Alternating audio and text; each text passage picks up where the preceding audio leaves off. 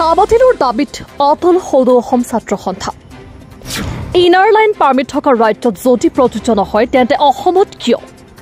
প্ৰশ্ন সমুজ্জ্বল কুমাৰ ভট্টাচাৰ্যৰ নতুন শিক্ষানীতিক লৈও মন্তব্য ডক্টৰ সমুজ্জ্বল কুমাৰ ভট্টাচাৰ্যৰ কা বাতিল হ'বই লাগিব কাক লৈ আজিও অটল আছে সদৌ অসম ছাত্ৰ সন্থা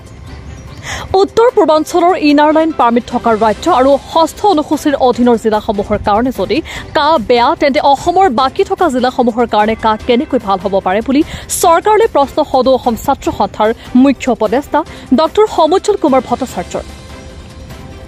বাক্সা জিলাৰ সোৱনখাটত আজি সদৌ বাক্সা জিলা ছাত্ৰ সন্থাৰ প্ৰতিনিধি সভাত উপস্থিত থাকি সদৌ অসম ছাত্ৰ সন্থাৰ চুক্তি অনুসৰি ষষ্ঠ অনুচ্ছেদৰ প্ৰতিটো দফা পূৰণ কৰাৰ লগতে সপ্তম অনুসূচীৰ বানপানী আৰু গৰাখহনীয়া সমস্যা সমাধানৰ ক্ষেত্ৰত নৱনিৰ্বাচিত কেন্দ্ৰীয় NDA চৰকাৰক দাবী জনাই সমুজ্জ্বল কুমাৰ ভট্টাচাৰ্যই ছাত্ৰ ছাত্ৰীৰ শৈক্ষিক সমস্যাৰ ক্ষেত্ৰতো সততে মাত মাতি অহা সদৌ অসম ছাত্ৰ সন্থাই ৰাজ্যৰ লগতে BTADৰ এজনীয়া শিক্ষকৰ সমস্যা আন্তঃগাঁথনি উন্নয়ন কৰাৰ দাবী জনাই চৰকাৰক এইফালে সৰ্বভাৰতীয় নীট পৰীক্ষা দেখা দিয়া বিসংগতি সন্দৰ্ভত কেন্দ্ৰীয় চৰকাৰক স্থিতি স্পষ্ট কৰিবলৈ দাবী জনাই ডক্টৰ সমুজ্জ্বল কুমাৰ ভট্টাচাৰ্যই ইফালে প্ৰতিনিধি সভাত উপস্থিত থাকি সদৌ অসম ছাত্ৰ সন্থাৰ সভাপতি উৎপল শৰ্মাই সৰ্বভাৰতীয় নীট পৰীক্ষা দেখা দিয়া বিসংগতি সন্দৰ্ভত কেন্দ্ৰীয় চৰকাৰক স্থিতি স্পষ্ট কৰিবলৈ দাবী জনায় তেওঁ লগতে ৰাজ্যখনৰ শৈক্ষিক প্ৰতিষ্ঠানসমূহৰ মানদণ্ড উন্নত কৰি শিক্ষকৰ সমস্যা দূৰ কৰিবলৈ চৰকাৰক দাবী জনায় তেওঁ ছাত্ৰ ছাত্ৰীসকলক সময়মতে মূল্যায়ন বহি পাঠ্যপুথি যোগান ধৰাৰ ব্যৱস্থা কৰিবলৈ চৰকাৰৰ শিক্ষা বিভাগক দাবী জনায় প্ৰতিনিধি সভাত সদৌ অসম ছাত্ৰ সন্থাৰ কেন্দ্ৰীয় প্ৰতিনিধি বাক্সা জিলা ছাত্ৰ সন্থাৰ প্ৰতিনিধি লগতে অসম সেনা অসম উন্নতি সভাৰ নেতৃত্বৰ লগতে বহু বিশিষ্ট ব্যক্তি উপস্থিত থাকে কিছু মন্তব্য আছে শুনাই ল'ব বিচাৰিছো অসমৰ আটাইতকৈ ইতিবাচক কথা এইটোৱে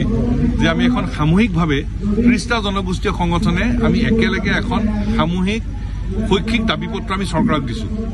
কিন্তু এই সম্পৰ্কত এতিয়ালৈকে সমাধানখিনি আমি পোৱা নাই কিন্তু আমি একে সময়তে এই বিষয়বোৰ আগুৱাই নিয়াৰ প্ৰচেষ্টা আমি অব্যাহত ৰাখিছোঁ যে নতুন শিক্ষানীতি আহিব নতুন শিক্ষানীতি কাৰ্যকৰী হোৱাৰ লগে লগে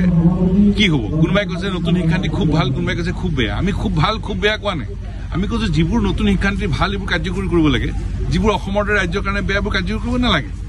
এতিয়া নতুন শিক্ষানীতিয়ে কৈছে যে মাল্টি ডিচিপ্লিনাৰী কোৰ্চত পঢ়িব পাৰিব মানে বিজ্ঞান পঢ়িলেও কলা পঢ়িব পাৰিব কলা পঢ়িলেও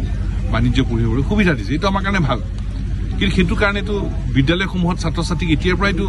এটা পৰামৰ্শ দিব লাগিব বিদ্যালয়সমূহত এতিয়া কেৰিয়াৰ গাইডেন্স চেল এটা লাগিব যে বিদ্যালয়ত পঢ়ি থাকোঁতে ছাত্ৰজনে গম পাব লাগিব ছাত্ৰীগৰাকীয়ে গম পাব লাগিব যে মই বিজ্ঞান পঢ়িলেও কলা বা কলা পঢ়িলেও বাণিজ্য বা বিজ্ঞানৰ মই পঢ়িব পাৰোঁ সেইটোতো বিদ্যালয়সমূহত এতিয়াৰ পৰাই পৰামৰ্শ দিব লাগিব কিন্তু বিদ্যালয়সমূহত কেৰিয়াৰ গাইডেন্স চেণ্টাৰ লাগিব